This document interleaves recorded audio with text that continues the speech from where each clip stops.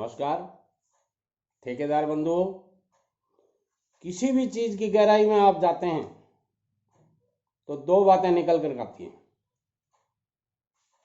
चाहे वो कोई भी बात हो, किसी भी साइट पे आपके बहुत से मामले होते रहते हैं, बहुत से मसले होते रहते हैं। आप साइट पे गए और जाते ही आपका सुपरवाइजर कहता है सर ये मिस्त्री काम का नहीं है। सुनिए आप उसकी बात को और उन्हें धीरज से बताइए कि अभी मैं आया हूँ, थोड़ा बैठने दो, पानी पात पीने दो और बाद में अपन बैठ के बात करते हैं इस विषय में। सब्जेक्ट को चेंज कर दीजिए आप। होगा क्या उससे?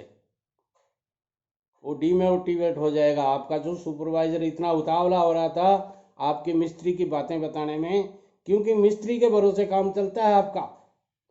सुपरवाइजर के भरोसे एक दिन काम आपका नहीं रुकेगा, मगर मिस्त्री ने जो ही करनी रख दी तुरंत आपका काम रुक गया। और मिस्त्री का काम रुकने का मतलब क्या होता है समझते हैं आप? 15 आदमी 10 आदमी जो आपके लेबर काम कर रहे थे वो सारों का काम रुक गया, क्योंकि आपने एक्सल को बंद कर दिया।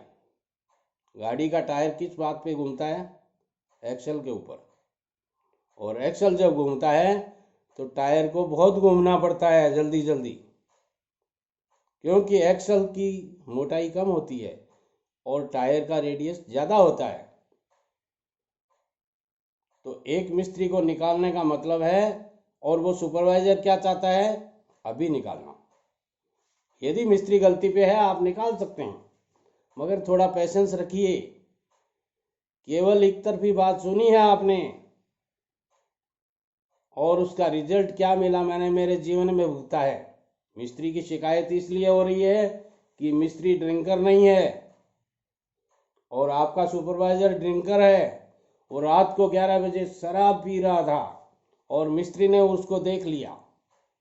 अब उसके पास कोई चारा नहीं है। वो सोचता है जो ही ठेकेदार जी मिस्त्री से अकेले में मिलेंगे, ठेकेदार जी को मिस्त्री सारी बात परोस देगा।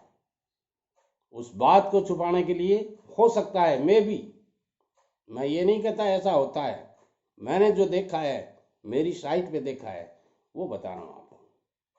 वो चाहता है कि कैसे जैसे ठेकेदार जी 10 मिनट रहेंगे और इनसे परमिशन ले लूँगा, निकाल दो इसको और दूसरा ले आओ। ऐसी स्थिति में आपका काम रुक जाएगा। जोधपुर आपने देखा होगा, वासनी इंडस्ट्रियल एरिया भी आपने देखा होगा। 80 फीट ऊंचा काम चल रहा था। वहाँ एक हमारे लेबर का जो हेड था, 65 आदमी काम लगे हुए थे। और उस हेड को मैंने कहा ऐसे नहीं ऐसे करो।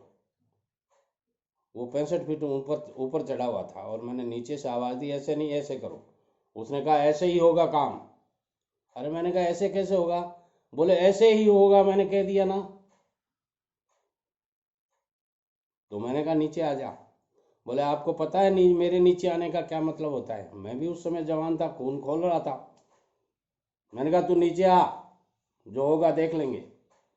और जो ही वो नीचे आया 45 आदमी एक तरफ बैठ गए। हम इसके साथ हैं, आपके साथ नहीं है, हमें ये लाया था। मेरी स्थिति ये हो गई कि काटो तो खून नहीं।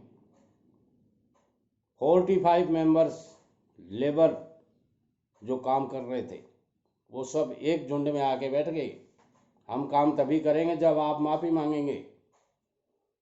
और वक्त की नज़ाकत को देखते हुए मैंने कहा भैया ऐसा है, मेरा कहने का मतलब ये नहीं था। मेरा कहने का मतलब ये था कि इस काम को करने का तरीका ये सही था जो पुस्तकों में लिखा हुआ है। उसने कहा पुस्तकें हमने नहीं बनाई हैं, आप लोगों ने बनाई होंगी, पढ़े लिखों ने। हम काम हमारे हिसाब से करेंगे। मैंने कहा कोई बात नहीं, आप आज नहीं बरसों तक इसी तरीके से कीजिए, यदि आपको वो तरीका सही लग रहा था।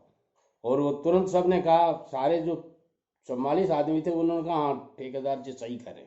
उस समय मैं ठेकेदार नहीं था, सुपरवाइजर था। और उस आदमी को खड़ा होना पड़ा और काम लगना पड़ा। देखो एक जवान को मोड़ने से कितना काम हो गया। और वो तुरंत काम शुरू हो गया। यदि आपके साइड पे ऐसा वाकया होता है तो आप वक्त की नज़ाकत को देखते हुए अपनी जीभ, देखिए बड़ी नरम है ये, चाहे जैसे मुड़ जाती है, इसको करड़ी तो अपन करते हैं, कठोर अपन करते हैं, इसलिए जीभ को मोड़ने की कला भी सीखिए आप। नमस्कार।